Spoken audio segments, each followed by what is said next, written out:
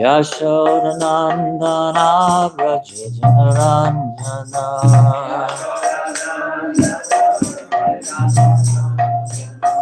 Yamunachira Vanchari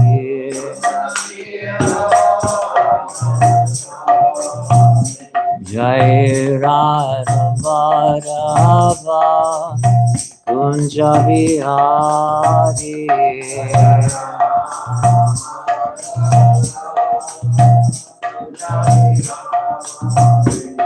Jai Radha Madhava Kunja Vihari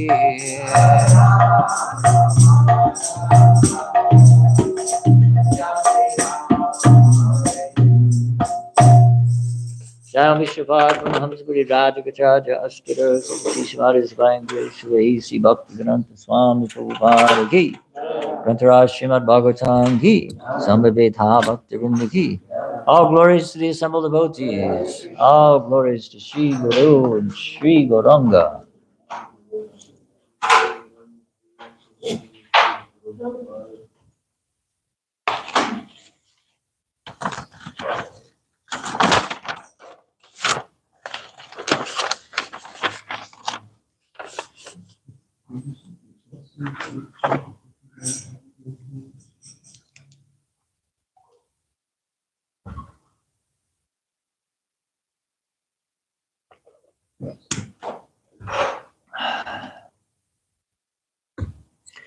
Om Namo Bhagavate Vasudevaya.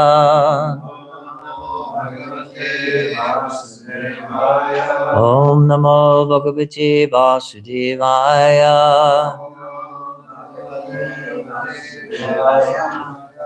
Om Namo Bhagavate Vasudevaya. Narayanam Namaskritya Naram Chaiva Narottamam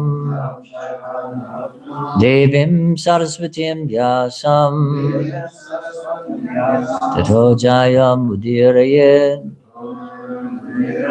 Before reciting the Srimad Bhagavatam, which is the very means of conquest, we should offer respectful obeisances unto the personality of Godhead Narayan, unto Narayan Rishi, the supermost human being, and unto Mother Saraswati, the goddess of learning, and to Srila Vyasadeva, the author.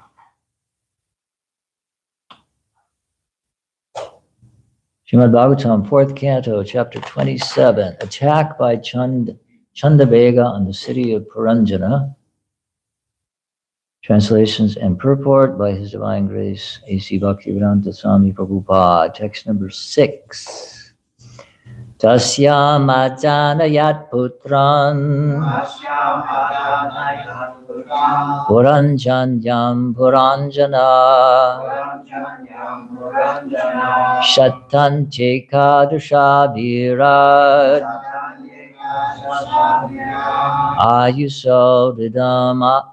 Ayusordam Matatyagat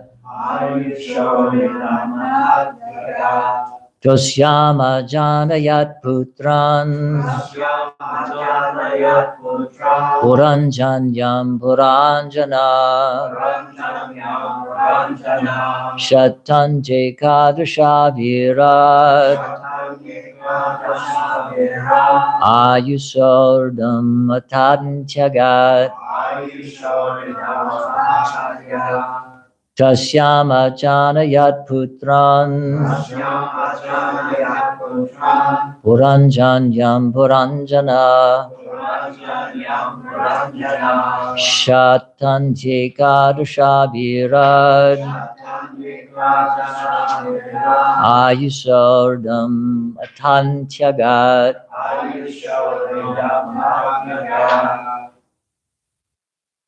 Tasyam ajanayat putran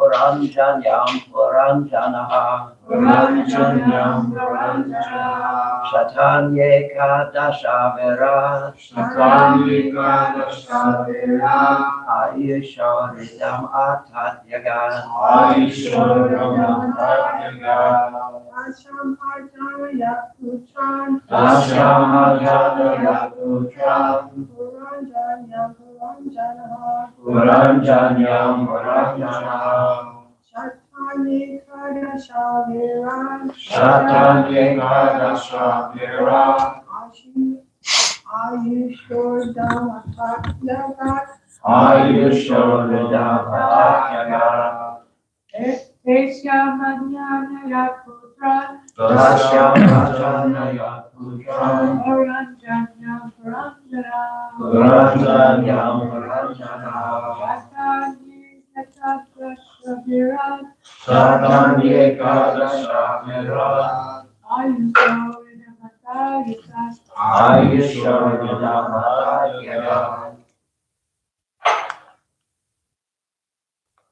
Tasyam Ajanaya Putran Tasyam Ajanaya Putran Puranjanyam Puranjanaha Puranjanyam Puranjanaha Shatanye Kadashavira Shatanye Kadashavira Ayushwadham Tatyaga Ayushoridam Atatyaga. Word meanings. Tasyam, within her. Ajanayat, he begot. Putran, sons. Puranjanyam, in Puranjani. Puranjanaha, King Puranjana. Shatani, hundreds. Ekadasha, 11. Virat, O king. Ayusaha, of life. Ardam, half. Ata, in this way. Atyagat, he passed. The great sage Narada then addressed King Prachina Habarishat. O one whose lifespan is great, Virat. In this way, King Baranjana begot 1,100 sons within the womb of his wife Puranjani. However, in this business, he passed away half of his lifespan. Purport. In this verse, there are several significant words, the first of which are Ekadasha Shatani. Puranjana had begotten 1,100 sons within the womb of his wife, and thus passed away half of his life. Actually, every man follows a similar process. If one lives for 100 years at the utmost, in his family life, he simply begets children up to the age of 50. Unfortunately, at the present moment, people do not live even 100 years. Nonetheless, they beget children up to the age of 60. Another point is that formerly people used to beget 100 to 200 sons and daughters. As will be evident from the next verse, King Puranjana not only begot 1,100 sons, but also 110 daughters. At the present moment, no one can produce such huge quantities of children. Instead, mankind is very busy checking the increase of population by contraceptive methods. We do not find in Vedic literatures that they ever used contraceptive methods, although they were begetting hundreds of children. Checking population by contraceptive method is another sinful activity, but in this age of Kali, people have become so sinful that they do not care for the resultant reactions of their sinful lives. King Puranjana lay down with his wife Puranjani and begot a large number of children. And there is no mention in these verses that he used contraceptive methods. According to the Vedic scriptures, the contraceptive method should be restraint in sex life. It is not that one should indulge in unrestricted sex life and avoid children by using some method to check pregnancy. The man is in good consciousness. He consults with his religious wife, and as a result of this consultation with intelligence, one advances in his ability to estimate the value of life. In other words, if one is fortunate to have a good, conscientious wife, he can decide by mutual consultation that human life is meant for advancing in Krishna consciousness and not for begetting a large number of children. Children are called parinama, or byproducts. And when one consults his good intelligence, he can see that his byproducts should be the expansion of his Krishna consciousness.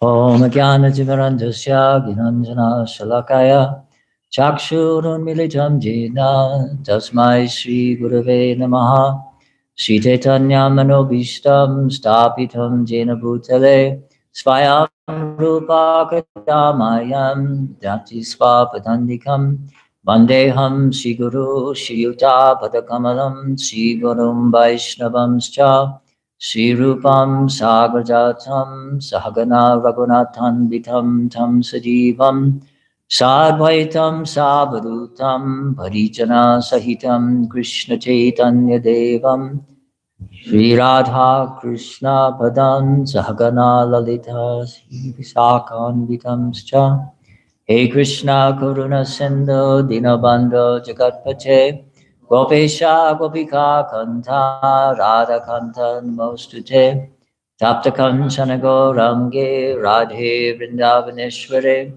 Rishabhanu Sute Devi Pranamami Hari Priye Vanchakalpatarubhyascha Kripa Sindhubhyahi Vacha Patitanam Bhavanebhyo Vaishnavebhyo Namo Namaha Jaya Sri Krishna Chaitanya Prabhu Nityananda Shri Advaita Gadadhar Sivasari Gaura Bhaktavinda Hare Krishna Krishna Krishna Hare Hare Hare Rama Rama Rama Hare Hare.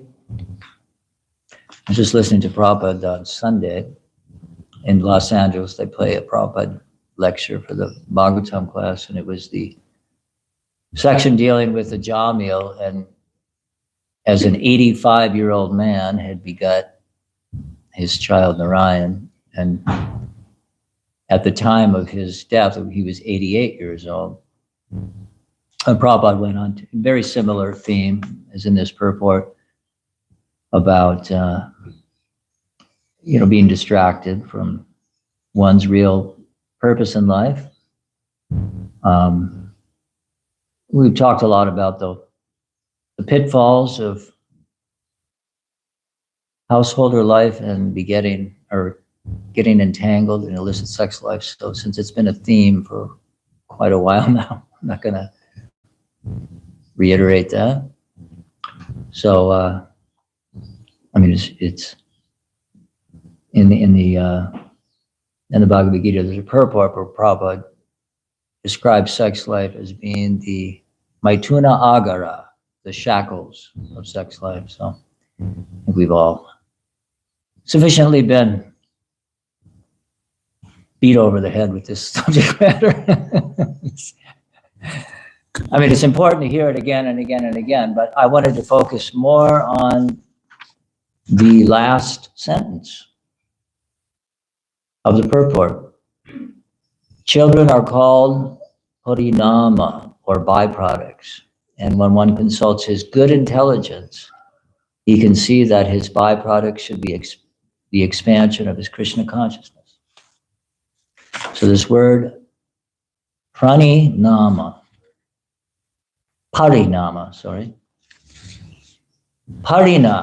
Parina means to be transformed or changed,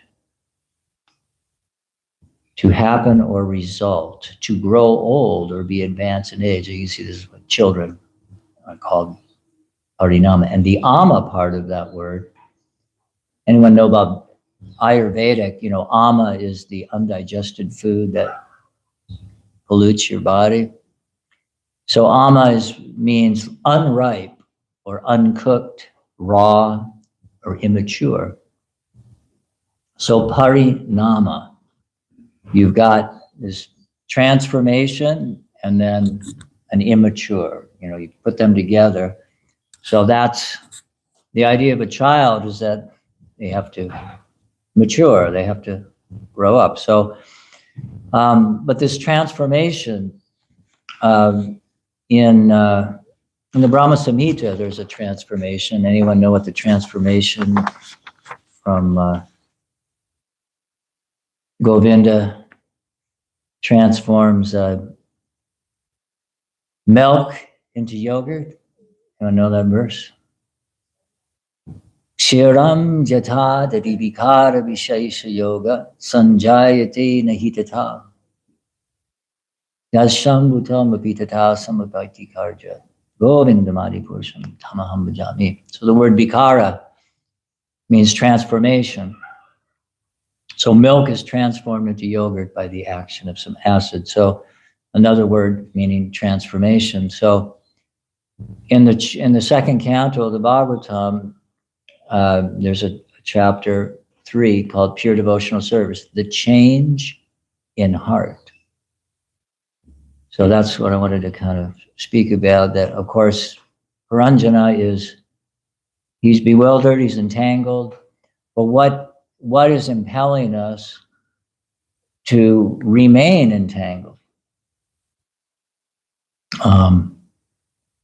Why are we here in Srimad Bhagavatam class? Gauranga Prema, on the spot. What's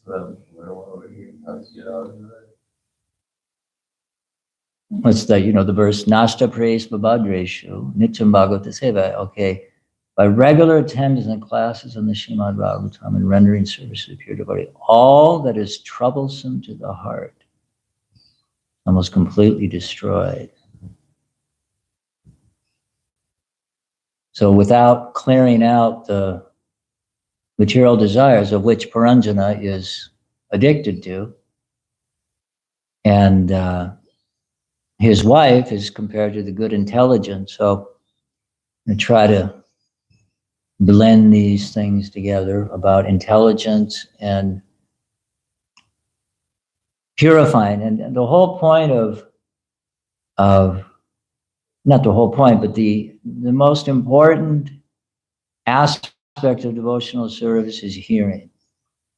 Because otherwise, if there's no purification of the heart, we may be externally engaging in devotional activities, but without the right consciousness. Then that work just becomes work. It just becomes our job. It just becomes, we got to pay the bills. Or if you're living in the ashram, I got to show up because if I don't, I'll get kicked out, It just becomes a mechanical or a mundane activity, even though it's dressed in devotional activity. But it's about this transformation of the heart that needs to take place. So hearing is the most important aspect of our devotional life, and chanting is simply another way of saying hearing. It's like two sides of the same coin. You can't be hearing anything unless something's chanting, and if you're chanting, you have to be hearing. So this transformation of the heart,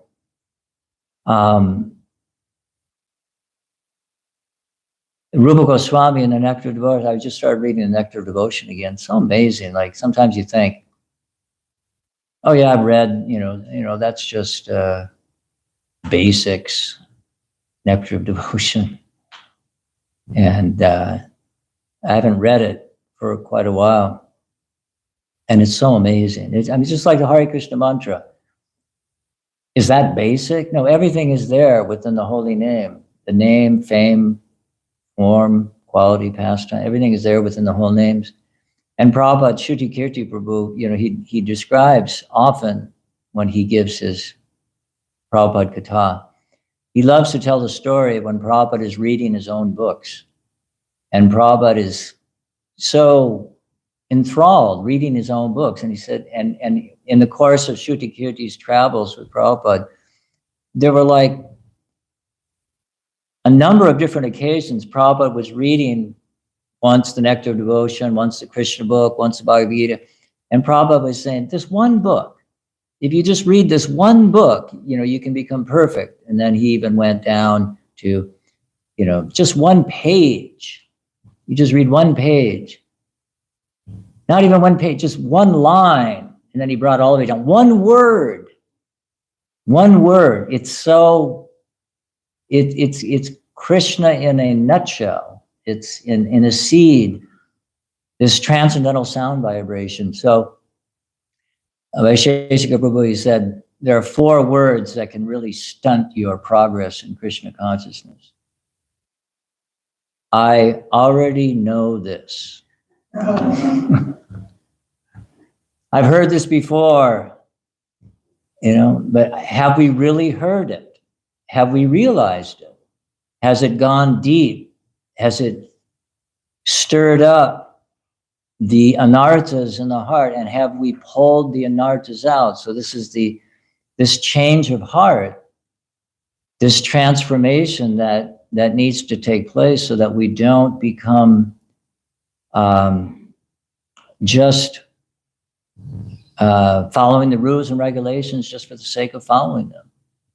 And we, a couple of weeks ago when I spoke at the Sunday feast, we read that poem about getting in a rut.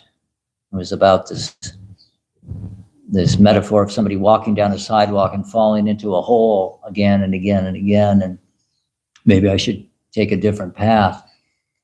So it's really, and the association of devotees is especially what keeps us, or what will either drive us nuts, or we will be, or will really be focused on this transformation of heart, because otherwise relationships go south.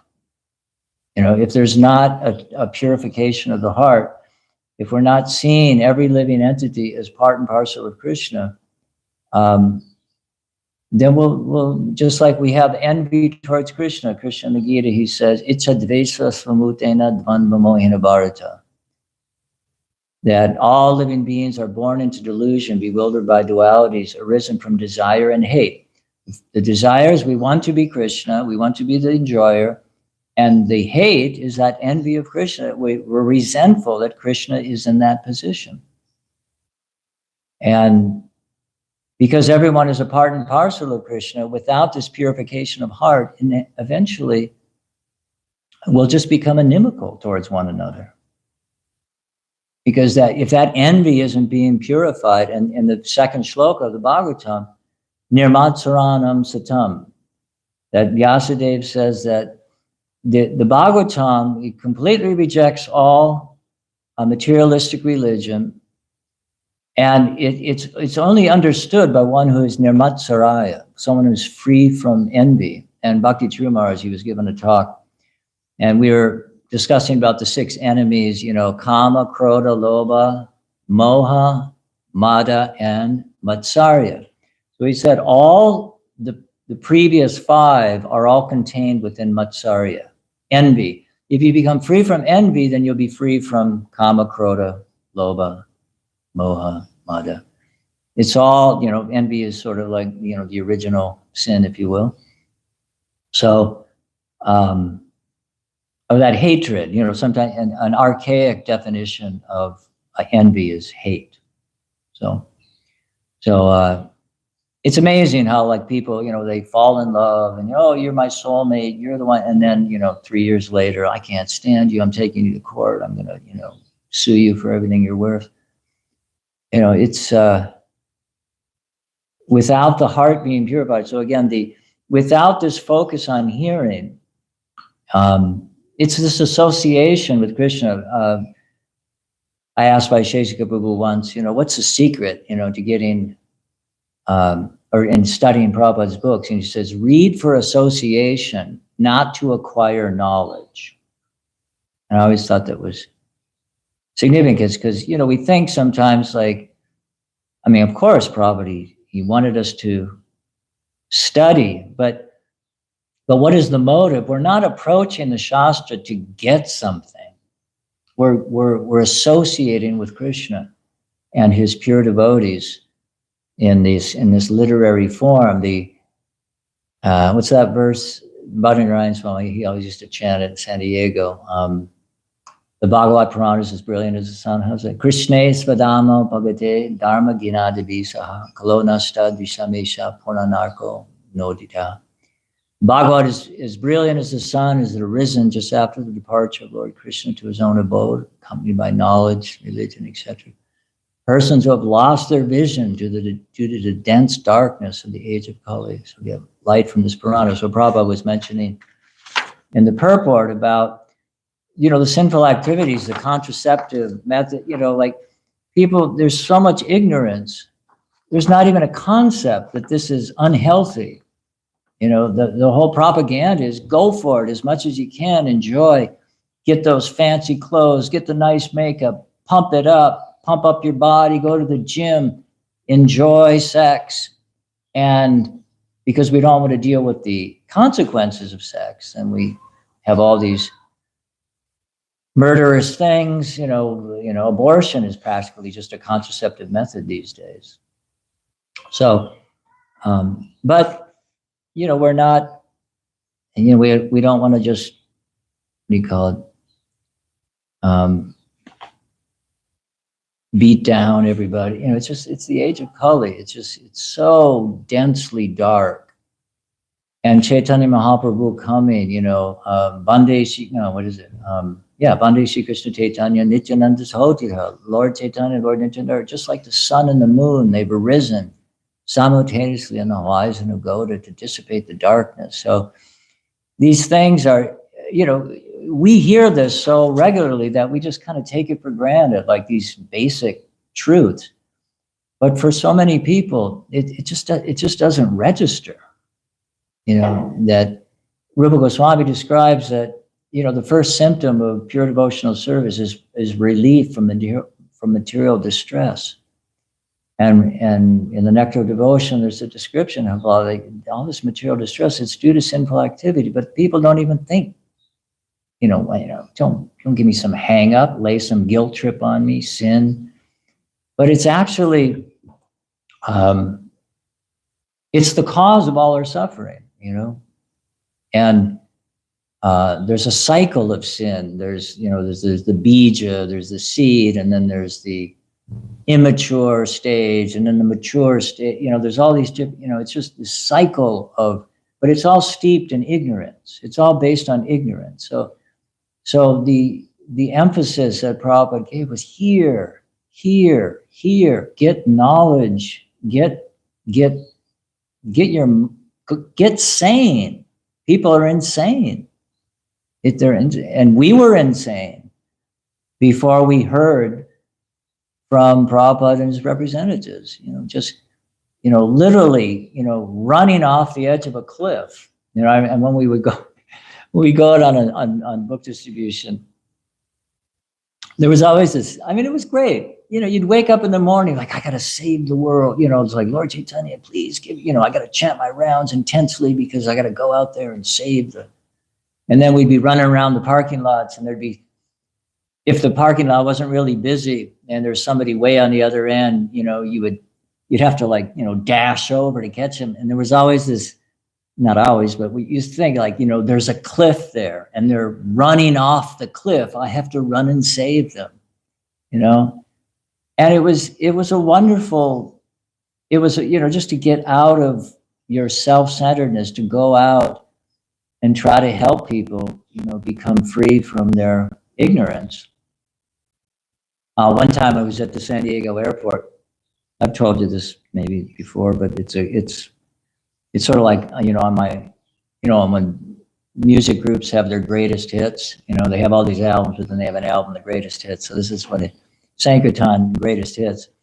I was in San Diego and I was at the airport. The airports can be a little tough, and I was I can't remember how well I was doing or not at the particular time, but this woman, she, rushes by, and I tried to stop her, and she just did the, out of my, like, get out of here.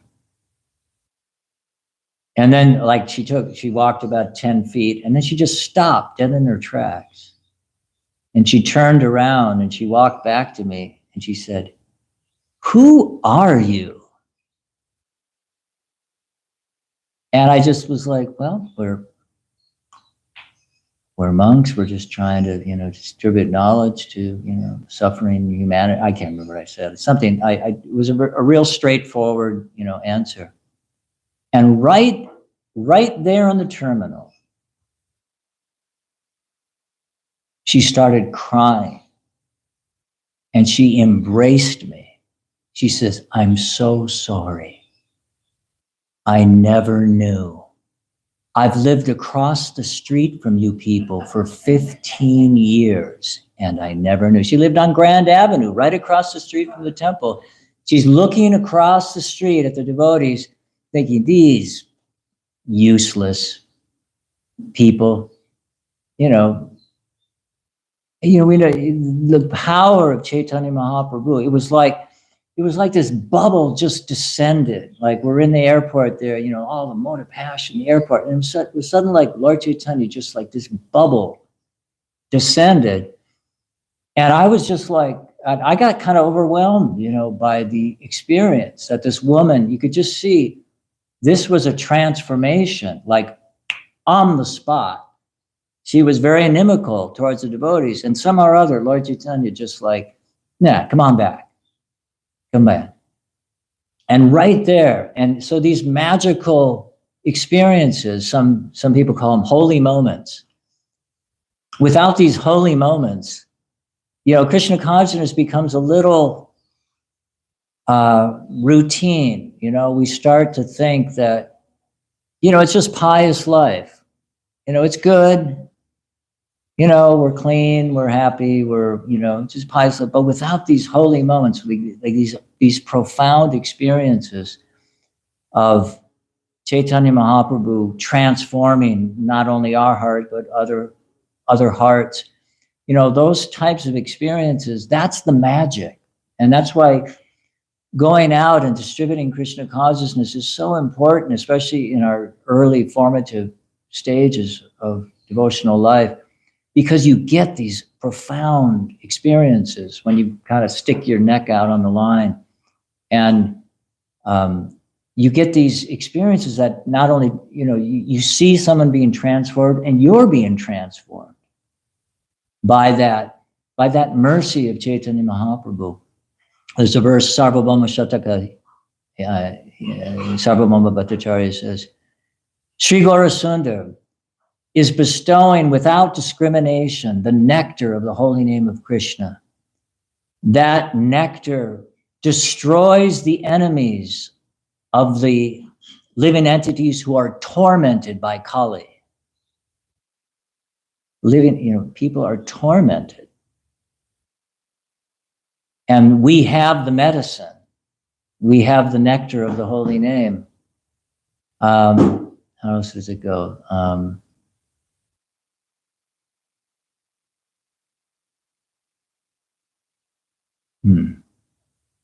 Can't remember the rest of it, but anyways, there's all these, that work, Sarvabhauma Shataka, it's just oozing with nectar and sweetness and Chaitanya Mahaprabhu's mercy. And we have, it really is the secret, the magic pill, if you will, that when we simply try to become instruments of Chaitanya Mahaprabhu's mercy, then the Shastra, everything becomes alive. It's not just, knowledge. It's actually Krishna. It's magic. It's you when you're. I remember sometimes we'd be on book distribution and there'd be a little lull in the action, and you would just open up the book and read like one line. It would just be like, bing. It was Krishna. it was like Krishna speaking to you, like right there. And like when we're in the zone, when we're in the whatever, the Krishna zone, when we have that that focus, when our intelligence is fixed. Bhavananda, I was originally initiated by Bhavananda, and I remember he was giving this lecture, and I just love the way, he was a very powerful preacher, and he used to roar, from the Vyasasana. He goes, Tad Budayas, Tad Atmanas, Tad Nishtas, Tad Parayanaha, Gatstantya Punarabritim, Yana Nirajit Kalmasa. In the 5th chapter of Bhagavad Gita, Krishna says, but one's intelligence, mind, faith, and refuge are all fixed in the Supreme. One's misgivings become completely cleared away, and one proceeds straight on the path of liberation. So when it's these doubts, it's just like, I don't know, is it really true? Is Krishna really there? Is the holy name really Krishna? Like we get into these ruts where we're just like, we have doubts. The magic isn't flowing. And then when we associate with devotees who are in the zone, who are experiencing the magic, that association will rub off on us and help get us out of that complacency that we often find ourselves in. That Krishna consciousness it really is a thrill at every moment if we are following the process. And it's laid out so wonderfully, in the Nectar of Devotion, the actual process of devotional service. And if we're not experiencing this magic, then it should be sort of like, we should be a little worried, like, what's going on? I'm not experiencing that higher taste. I'm not experiencing the nectar of Krishna consciousness. Something's wrong. Like I'm my attitude is wrong, or I'm committing offenses, or I'm not hearing attentively my japa, or I'm not studying Prabhupada's books sufficiently, or something. We have to figure out what's going on. Why is the nectar not flowing? If the nectar is not flowing, then there's something amiss, and that should be concerning to us, because you can only go so long, you can only coast so long, and eventually those material desires will creep up again, and they will deviate us. We'll start to look at devotional service, we'll look at devotees as some kind of ordinary. And one letter when Prabhupada, one devotee was having trouble dealing with other devotees, and Prabhupada said, devotees are like the topmost persons. They're better than kings. Prabhupada uses that phrase, better than kings. So that familiarity that breeds contempt, it creeps in when we're not experiencing, the higher taste. And that's Vishaya vinivartante nirahara sedena, that the embodied soul may be restricted from sense enjoyment, but the taste, it's in the heart. The taste is still there for sense gratification. But ceasing such engagements by experiencing a higher taste remains fixed in consciousness. So that's the secret. And this Tivrena Bhakti Yogina in the 2nd canto of the Bhagavatam, it says, Akama Sarvakama Va Moksha Kama Udaradi Tivrena Bhakti Yogina Yajeta Purushapara. In the purport, Prabhupada says, Tivrena, it means when the sun is unmixed, it's very forceful. And we get that experience in the desert here. There's no buffering, there's no moisture in the air to kind of buffer the intensity of the sun. So Prabhupada was saying that unmixed sunshine, it's very powerful. So devotional service is very powerful when it's not mixed with material desires. And that's this whole transformation of heart. When the material desires, when we're not weeding the material desires out, the watering, the gardener principle, the hearing and the chanting is going on. The devotional creeper is being watered, but the weeds are also being watered. We have to be gardeners. The cleansing of the Gundicha temple represents that what do you call it? We have to be diligent to pull out the weeds. So, does anyone have a realization or question to continue the discussion? Yes, Lily. Sometimes we see that people come and they're interested for a little bit, but then they become impatient because they're not experiencing that magic, they're not experiencing that. And so then they just leave. And I guess I'm just asking, like, how can we help somebody that's, feeling in that way? Thank you for the question. I was speaking with some devotees yesterday, and one particular individual was struggling. And I was giving him all the answers. I was quoting all the verses. And he just wasn't doing it for him. And there's an expression, people don't care how much you know, they want to know how much you care. I think it's Bhaktivinoda Thakur, he described when we have love of Godhead, that love will be expressed in compassion towards conditioned souls. People are desperately looking for love. I mean, Kali Yuga, it's a train wreck. Relationships are so hard to sustain, and people are brokenhearted, traumatized. And if we can be an instrument of Chaitanya Mahaprabhu's compassion, even they may be struggling, if they feel the genuine compassion. I mean, so many devotees, they express, what was it about Prabhupada that it was Prabhupada's compassion?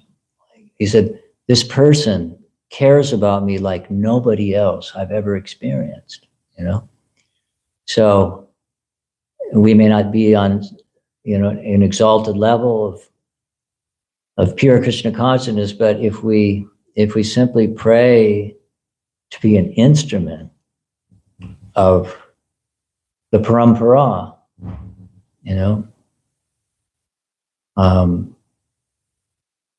but it's very rare, devotional service it's very difficult. It's, Krishna says, out of many thousands among men, one may even endeavor for spiritual life,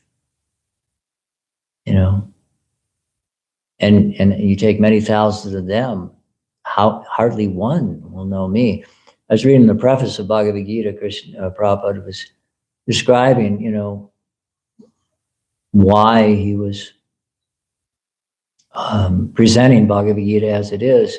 And in the last sentence of the preface, he says, if even one person becomes a pure devotee, we'll consider this whole effort like a success. And Bhaktisiddhanta also, he expressed that, if even one person becomes, it's so rare. I mean, devotional service is an accumulation of, from previous life. Rupa Goswami describes that without having contact with devotional service in the previous life, it's generally speaking, one won't take it up.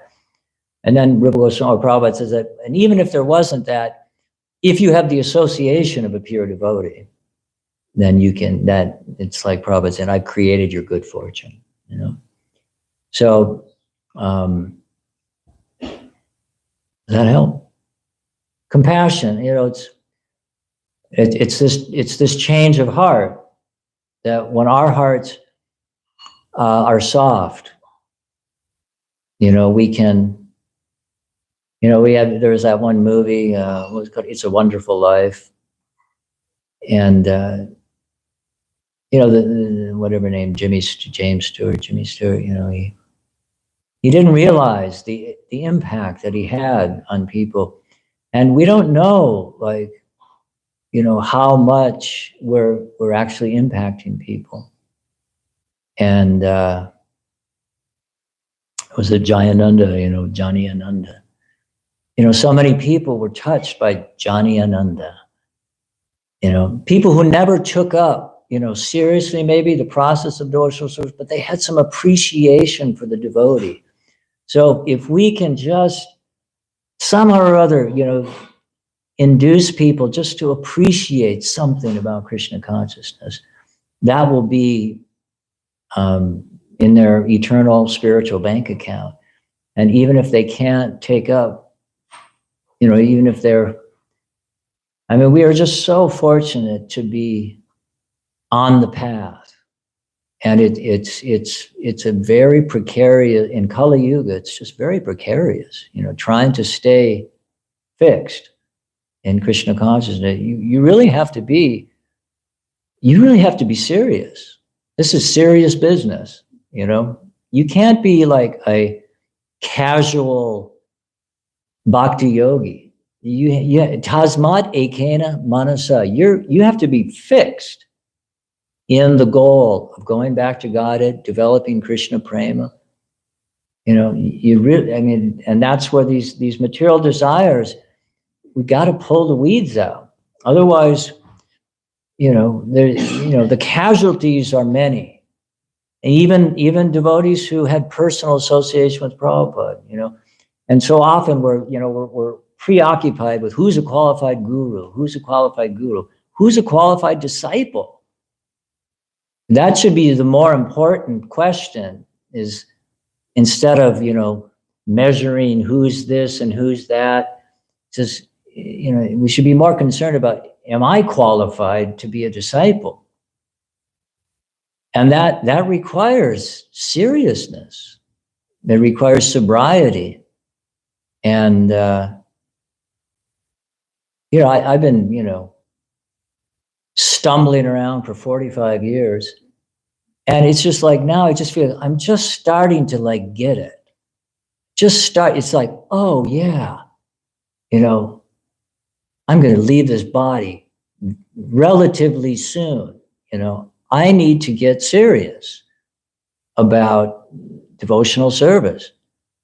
Like it's, not to be just heavy, but in terms of, our Sangha, we really need to be there for one another in terms of our seriousness. If we're not serious, the whole thing unravels. We have to be sober. We have to be determined, utsahanistadayat, enthusiasm, endeavoring with confidence, patience, following strictly regulative principles, avoiding bad association, especially, on the internet, media, it's toxic. We talked about that last week. The toxicity of bad association, and then following in the footsteps of the previous acharyas. There's a map. The acharyas have given us the map, but the map is no good if we're just, if we don't get in the car and start driving. We have to apply the teachings. So that's what the Sangha is all about. It is to help keep us focused. Just Ekha Kuranandana, the resolute purpose. How does it start? Those who are on this path are resolute in purpose. Their aim is one. And Prabhupada in the purport, he says that resolute purpose comes from knowledge. We have to hear with the right attitude and sufficiently, and then we'll be sober, we'll be sane, and then we'll realize the difficulties, it's worth it. It's worth it. It's worth the trouble to tolerate the things that we have to tolerate, in this material world. It's worth the trouble. The goal is so priceless. Chaitanya Mahaprabhu is not only giving love of God, he's giving prema, or Golokera prema dana. the highest love, the residents of Vrindavan, the highest love. And you hear Krishna's pastimes. I was listening to Krishna book and the gopis, hearing the flute of Krishna and all the, the cows and the deer and everything. Everyone's just stunned by hearing Krishna's flute. And the gopis were looking at the deer, and the deer were accompanied by their husbands, it says. And the gopis were like a little envious of the deer because their husbands weren't participating. Their husbands were dragging their feet, So the gopis were describing that, they're so fortunate, their husbands, so this verse is about, the good wife and husband. So, but this is the nectar. I mean, the cows are, their ears, like the flute, and, their ears are, and then, right, there's such a wonderful description where the cows were crying in ecstasy. And Prabhupada says that the perfection of Krishna consciousness is shedding tears, that we're so grateful, we're so fortunate. I was crying, I was listening to Janani Harrison. She had this kirtan. It was just so beautiful. I just started crying. It was just like, oh my Krishna, this is so nectar. I'm so fortunate. I'm such a,